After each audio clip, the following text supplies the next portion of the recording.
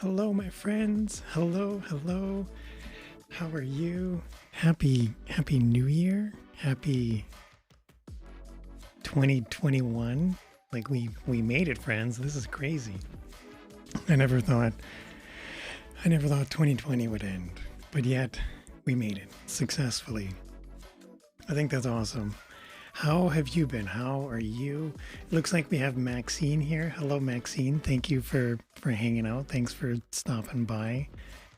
I I wanted to reach out and say hello. It's been a while. It's been a hot minute, as the kids would say, since our last video.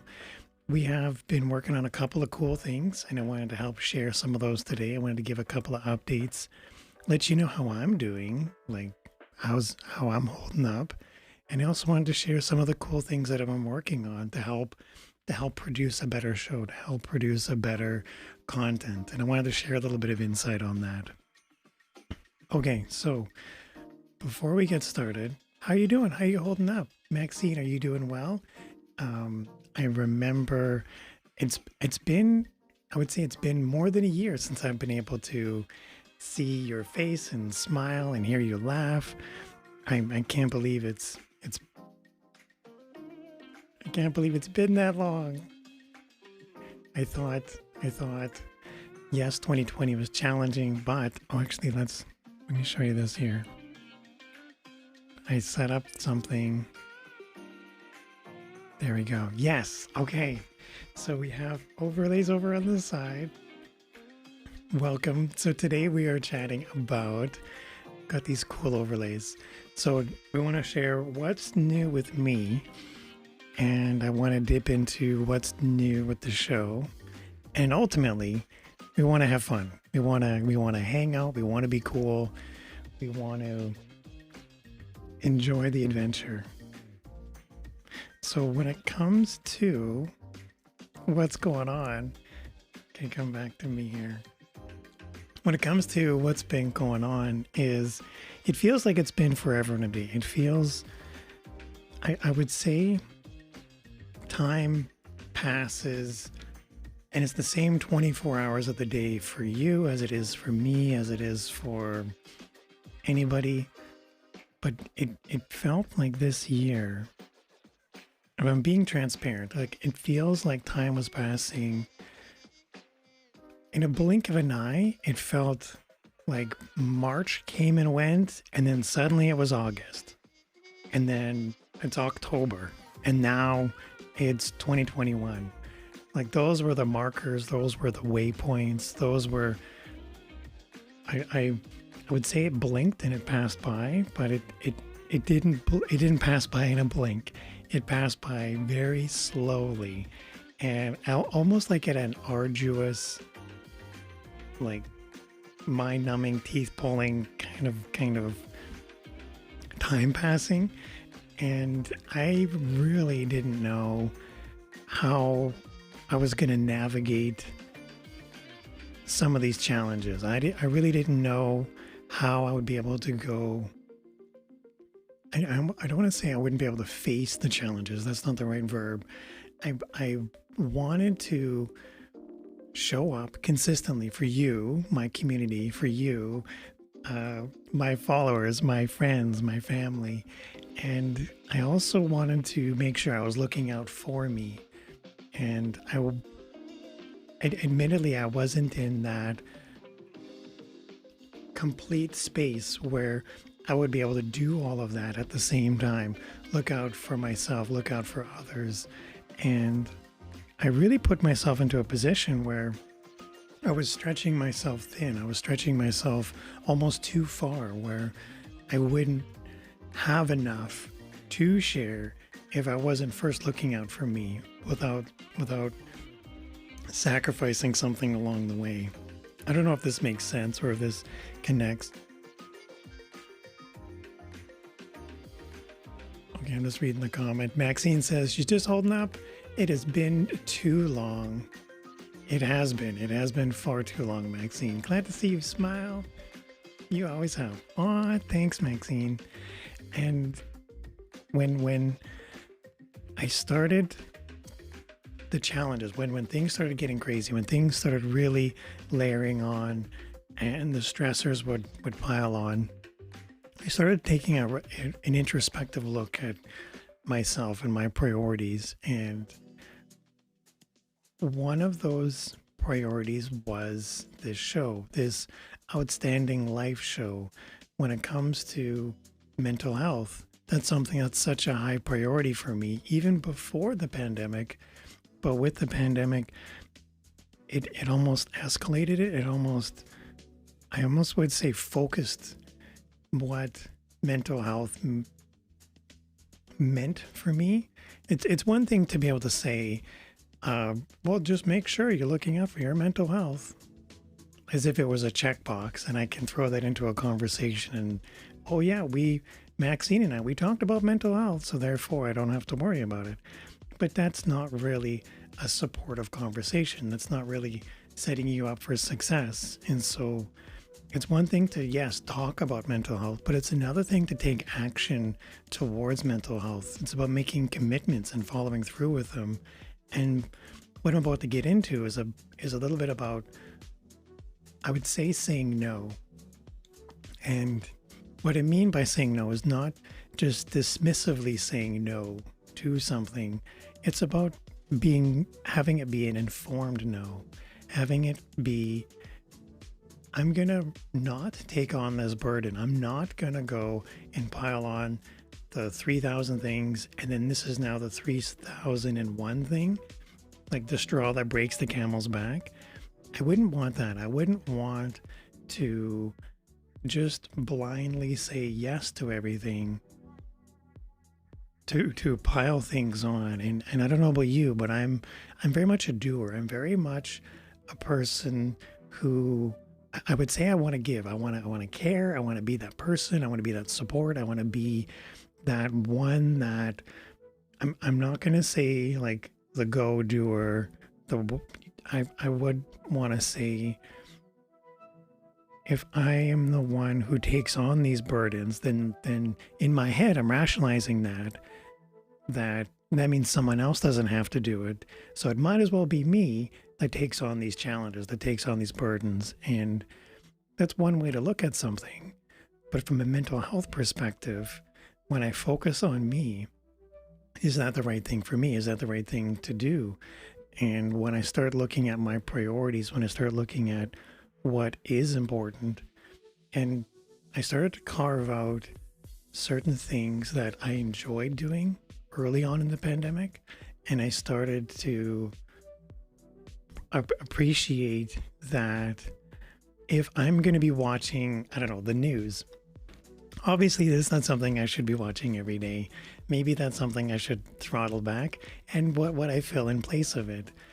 Other things I enjoyed were listening to podcasts, and I would enjoy the podcasts, but I found that sometimes, even though I enjoyed them, even though they sparked excitement in me and I would laugh, I found that sometimes these podcasts are just like the news, just like certain friendships or family conversations, they would wind me up, and I would start to feel anxious. I would start to feel, I would say, yes, it was fun, and I laughed in the moment, but then it almost took away from me, and that left less of me to persevere. That left less of me to move forward, because if I have, let's say I work 40 hours in a week, and then I spend 20 hours of my off time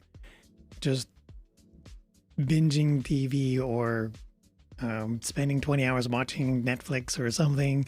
I'm not knocking Netflix, but I'm saying if I waste it on nothing but podcasts, if I waste it on nothing but something that will usurp my time, I'm not going to have much left to focus on mental health. I'm not going to have much left to focus on meal prepping or exercise. And when things got crazy, my mental health started to suffer. When things started getting nuts, I didn't know what the priorities were, and I had a hard time balancing them. And when I started to focus on what was important, I started to take away things. I started, I'm not saying like I didn't show up to certain things, but what I started to do was I started to, even though I enjoyed certain podcasts and watching certain shows, I realized that I couldn't budget that in my time just before I would go to work or something, or I couldn't watch something that would make me super anxious and then jump on a family Zoom call. Like it there were certain combinations of things that did not add up to success, and it became abundantly clear I had to make some shifts and make some changes. And this is where, once I started to strip away, and I'm not saying I stripped away everything, but I stopped watching Netflix. And that's something I thought I would never do. I cut my coffee in half, like the amount of coffee I would consume. I I remember thinking like I'm gonna go to the gym every day, and then when the gyms closed, I was like, okay, I can't really go. I can't go to the gym. I would want to go and exercise more, and I didn't make it a. I was not successful in that goal of exercising every day, but I did make it a priority to not feel anxious. I did make it a priority for not consuming as much caffeine, and I made sure I was connecting to my friends and my family, and I would measure, and I don't want to say monitor, but I would start to focus on where my energy was going, how much of my brain power is being taken up by. I want to knock the news. I want to say I didn't find value in every story I read on the news, but I did find certain pieces that were valuable. Like watching every day, we have the Prime Minister's speech, and I would watch those, the 11 a.m. speeches. But then as soon as the reporters would jump in and start asking questions, that's when I would stop, because I couldn't. That was not something valuable to me, and that helps make me feel like I could have enough, like I could persevere. And there were still challenging times, there were still challenging moments. And when I ended up going, hold on, I wanna move. There we go. Hold on. So when I talk about what's new with me, the mental health update is what we're going over here. Is I started to sacrifice a lot. I started taking an axe, and then just nothing was sacred, and I started just removing A, B, C, and D. And once I cut those out of my life and I started to build in and add things that would add value, I got you know that the app, the calm.com. We've talked about it before a couple of times, but they had with the pandemic, they offered like a lifetime deal, and it was a crazy, super, I would say super cheap, but it was like for the price of what 2 years would cost, you can have it unlimited for life. And I was like, that's a, if I think about all the things I'm spending time on, that's something I could stand behind. That's something I could invest my time in. And so in cutting back more podcasts and investing more time in things like calm.com, in going out for a walk, even if it's for 15 minutes, like that's something that can help break up the day. It can break up the mind. It can break up that cycle that I would get into, or that have you ever gotten stuck in a rut where I feel like I'm sitting in a lull, and then I think about that lull, and then I picture myself in a lull, and then I suddenly start sinking lower into the lull? This doesn't make any sense, but why would I invest my time into focusing on something that's not moving me forward? So in cutting out a lot of things like podcasts, like the news, like unhealthy relationships, unhealthy friendships, by blocking a whole bunch of people on Facebook and social media, by cutting back my social media, I was able to help free up a lot of time that I could then focus on things that were important, that were adding value. I started signing up to mental health courses. I started signing up to, the Mental Health Commission of Canada. There was one they called Helping Yourself, like identifying those patterns about mental health, helping yourself mental health wise. And then there was another course called Helping Others. And that was after you've rejuvenated yourself, you could better position yourself to help be a resource for others. And then there was another third course, and that third one was helping your team. And that one I really enjoyed. That one really got into like the weeds of it. But there's courses available. There's even Coursera, and those meant there's a whole bunch of free resources too. So you can still take the Coursera courses and not pay anything, and they have them available for you. So I signed up to literally as much as I could because I didn't want to fill it with other things like the news or just eating Cheetos on the couch. But there were days when I ate Cheetos on the couch. It just wasn't every day. So when it comes to my mental health update, it was a weird time. I really didn't know what I was doing at the beginning. And I knew, being fully transparent and honest, I knew something was wrong when I became distracted one day and I was filling up like if you imagine like a basin of water, think of like a 4-liter jug of milk, but imagine like 4 of them. Like that's how much water goes into this basin. And I was filling it up with water and I was standing above the sink and I was holding it. And then while I was holding it, I got distracted. I started thinking about something else. I started racing in my mind, and the basin of water is really heavy. And so it slipped. And my instinct was to reach down and grab it. And when I reached down to grab it, my hand went down and got stuck. And it didn't like, there's no, it did, I hurt my hand, and it really hurt, and I didn't know what to do. And I was more upset at myself for putting myself in a dangerous position. I started appreciating that despite the pain I was in and pinching my finger, and it did turn a different color, and I was like, oh no. And if this were, I would call it like a safety incident. And I fully appreciated that I laid that foundation myself. Like I set that up by not focusing on safety first. And that's a really important thing, having safety first. And once that day came, I started to appreciate that if I keep doing things the way I'm doing, it's going to be a very challenging 2020. And it was already a challenging 2020 by this point.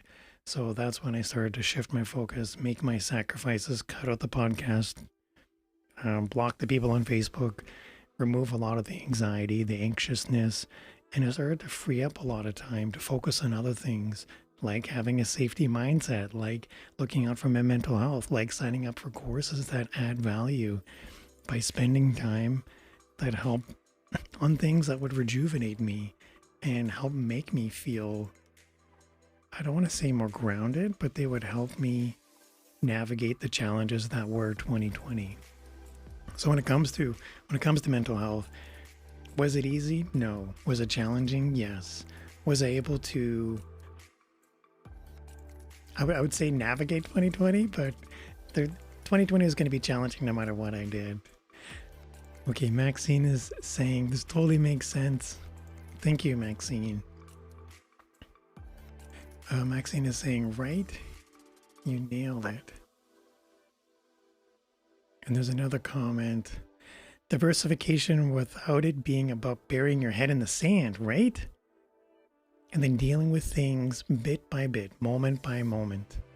Yeah, in recovery, we call it one step at a time. One step at a time, because you can't swallow the whole ocean at once.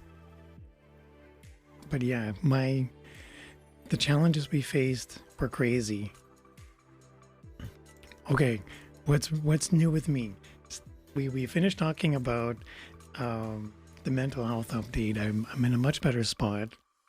I ended up having a whole bunch of fun learning about mental health, focusing on something that was adding value. And now I want to talk about something that's really fun.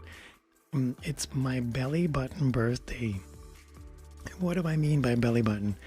Belly button means there's two birthdays that someone in the program, in the Alcoholics Anonymous program, in the AA or NA program, we celebrate the sobriety birthday. We call them milestones, like your 30, 60, 90 days, your 1 year.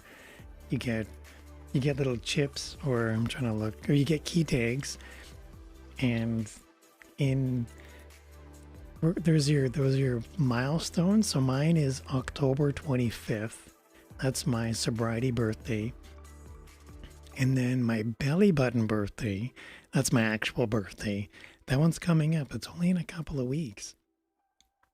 And I'm really pumped. I remember last year we did a fundraiser. We did a what did we do? We did one of those birthday Facebook. It was those charity birthday things, and then we raised over $1,500 for the sobriety. It was the treatment center that I went to, and so that was fun. That was something that I enjoyed. We did a fundraiser last year, and I'm thinking I haven't done one since then. But then 2020 has been kind of a roller coaster. I haven't fully decided if that's something. I don't know. You let me know what your guys' thoughts are. If we want to fire up another fundraiser, we raised over $1,500 last year, and I think that was pretty awesome. The year before, we raised $200. So, before the pandemic, I would say yes, let's do this 100%. But then knowing what we know now, would a fundraiser fit? Would a fundraiser be the right thing? Especially now. I'm not coming up with excuses, but I am just trying to be realistic about where we are, the situation we're in. Maybe there might be an opportunity for something else down the road, maybe later in the year. But I'm open to the ideas, and I want to know what your guys' thoughts are when it comes to having fun, when it comes to celebrating a belly button birthday, like my birthday in a couple of weeks. Traditionally, I'm holding fundraisers, and I'm thinking about it. I haven't written it off, but I'm open to ideas. And I want to know what your thoughts are. What do you think? When it comes to birthdays and celebrations, should that be something where we automatically throw in a fundraiser, or should that be something that we do when it fits the need, or when it fits the, I don't want to call it the circumstance. That's not the right feel. I'm trying to come up with the words. Okay. I'm just reading the comments. Oh, hey, Kathleen is here. Hello, Kathleen. How are you? Thank you for stopping by. And Maxine is saying happy early belly button day. Thank you, Maxine. You're awesome. Okay, so we've talked about the mental health update, and we've also talked about my belly button birthday. I did want to talk about, there's some really neat things that I'm doing for the show, and if you haven't noticed, you're watching one of them where I've got the words on the bottom of the screen. I'm doing something a little bit different, and I've also been able to set up something. Hold on, I think I've got it right. I'm going to try something. Okay, so here we go. This is the raw camera view. So camera angle 1, and then here we have camera angle 2. This one is just my phone though, but it's a bit behind the scenes. So I've got the camera here, and I'm also, I've got the words up on the screen on this side, and that's how I'm bringing it in over top on this side. So I am trying a little bit something different. I am having fun with the show. There is a couple things I am doing different on the back end, but I want to ask what your guys' thoughts are with how this look and feel is currently. I've used some templates from my friends over at the Live Streaming Pros. They had this template available, and I like it. I like the white borders. I like the colors. I thought about changing the colors, like the the peachy to orange kind of thing. But then I realized it does work with the fireplace in the back, and I really enjoy that kind of look and feel. I like that. I don't want it to be, I almost said stark or contrast. Like I thought, no, I want blue, I want green, I want a different color. And then I was thinking a lot about it. Like, do I want it just for sake of wanting it, or is it something that fits? And so in my I don't know, in my experience, I'm enjoying this. I've changed the camera angle as well. So I've got it over on the side, and then I have it positioned so that we see the TV in the back. And then this took a while to kind of figure out, because there's like a light and then there's a reflection on the TV. And then there's like a light over on this side, and then I've got another one on that side. There's a little bit of this to line up, but I'm enjoying it. I'm having fun with it. I am still trying something new. I'm also recording this, but I'm recording it in a different way. I'm still having it being streamed out, but I'm also sending it through Restream, and Restream is sending it over to Facebook and YouTube. But I'm doing it in a way that's a little bit different from before. So hopefully you guys don't notice any difference or I almost said lag, but I want to recognize that this is something fun. This is something I enjoy. This passion project of mine, I've been working on it. And what I would say what feels like forever, but with each iteration, with each, I would say like we've done, I think I've got like what I would call 3 or 4 seasons in the books, where those were spurts of episodes where we would go through them, going over the various topics when it comes to mental health, recovery, addiction, mindfulness. I'm at a spot now where I'm able to record these and present them in such a way where, yes, we can have the live show like we are right now, but I'm now able to record them, and I can edit them into a much smaller, shorter format. And because of the way it's being recorded, I'm now able to edit them, and I'm able to keep the audio and then send that to the podcast. So there's the audio version of this, which is the podcast, and then I have this vMix presentation, which is just being streamed out through Restream. So there's a little bit of a back-end thing that's a little bit different, but from a hardware perspective, there are some things that are happening now that's making my life a little bit easier. So it's going to free up a lot of my time compared to what I was spending my time on before with the show. I mean, I feel with the first, like if you go back and you watch the early episodes, if you watch the early, if you click on the link that we see, The Outstanding Life, and then you go back far enough, you can see the video quality change. You can see when, like, I've only had this nice Sony camera for not even a year, and I feel it's the first 3 years where we're really learning. I would say making mistakes along the way, but it's having fun along the way, enjoying the moment, learning about what the production side is. At first, I thought I wanted just purely live, and I wanted absolutely no post editing, and I focused all my energy in that in the beginning. But as I learned more about the production for live video, as I learned more about the back end, when I started learning more about, I don't want to say the algorithms, but when I started looking at how much post-production value can be brought in conjunction with the live, those two can work hand in hand, and they don't need to be separated. They could be, but it's not an absolute necessity.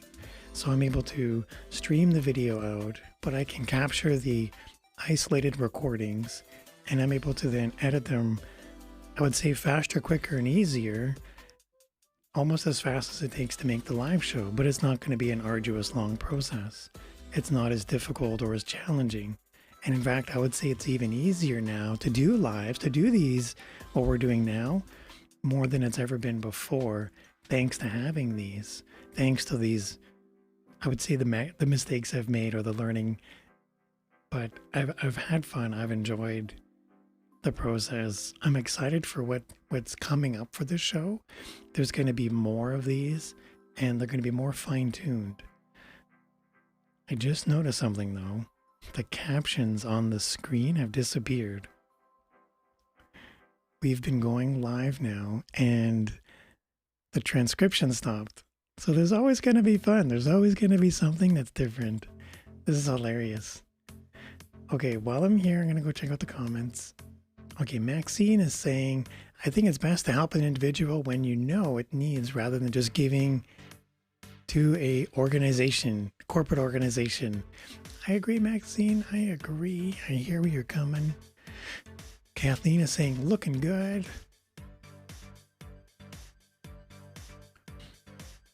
Okay. Maxine is saying, looking good. Love the words below. You can change to beachy feel to feel like in the summer. Okay, Kathleen is asking, what caption tool am I using? I'm actually using a Google Slides. Hold on. I'm going to switch to... Okay, so Kathleen, if you can see, the monitor that I have here is just a Google Slide. Oh, wait. It's just a blank Google Slide. And then what I do is I start the present button, and then I click on the captions button. And now I have those captions being brought in as a source through to vMix. So I'm streaming input source 1, but then the Google Slide is much easier. But there's a limit, though. We've probably did maybe, I don't know how long it's been going on. But still, it's fun.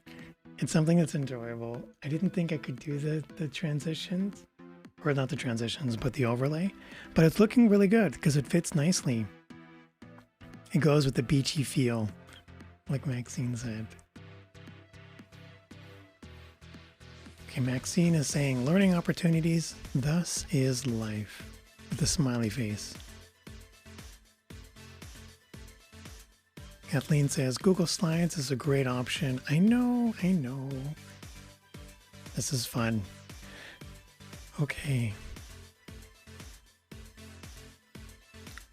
Well, looks like Barb is here too. Hello, Barbara. Thanks for stopping by. Okay, I am really enjoying this. I'm having a lot of fun. I wanted to share a quick update, and it's been a hot minute since I made a video, and I wanted to include you with what I've been working on, how much fun I'm having. I think Google Slides has a maximum limit of about 30 minutes then with what I've done. Because I did the live and I ran the live, and that was probably a 5-minute intro. We talked for about 25 minutes and then it stopped. So there's probably like a 30-minute runtime, give or take, for the overlays. I'm really enjoying this. I hope you are too. I wanted to share with you my mental health update, let you know how I'm doing, but also want to let you know that I haven't forgot about you and that mental health is important to me. And so is staying, I would say, staying transparent and giving an update. And I wanted to let you know that this is a priority. This show is a priority. My community, there's been challenges and there's been struggles, and not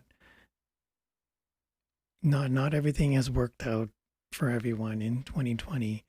And some of those struggles are people that are close to me. And it can be tough. But with the right support and with the right, I want to say the right A-team around you, surrounding you, supporting you, it can help shift a difficult situation into a not so difficult situation. But I wanted to let you know that this show is important, and staying up to date and having a regular update is going to be something that's coming thanks to these other updates I've done in the background that I've shared a little bit with you. but I'm able to do this in a much more frequent basis, and I'm able to. I had this idea, and I thought, what if I were to do? Because I've got 3 years of past shows I've done, and if you watch them, a lot of them were in the beginning. I would do really deep videos in the first season where I would do a deep dive into one specific topic. And as I went on in future seasons, like season 2 and 3, I ended up taking a different approach. And I thought, rather than go deep into one topic, what if I go a whole series of different topics, but then have them in the bite size format?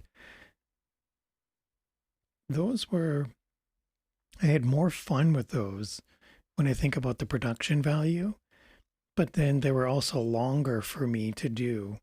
And so what I've done now is make changes on the back end so that the production is not going to be so long and arduous, but they're still going to be fun. So I want to see if I can do not the deep, long episodes, but if I do short form content, I can get that turned around faster, quicker, and easier at a much more easier pace. And I'm able to use these tools to help make it happen. All right, my friends, thank you for stopping by. Thank you for hanging out. I really appreciate Kathleen and Maxine. You both are here. Okay, and then Jody's here. Jody's saying Happy New Year. I didn't catch you live very often, but when I do, it's captivating. Thanks so much. Oh, thank you, Jody. That's really awesome. I hope you're doing well. I hope 2020 has been nice and kind to you. But in the meantime, friends, you guys take care. You have fun. I look forward to seeing you in another video. All right. Bye-bye.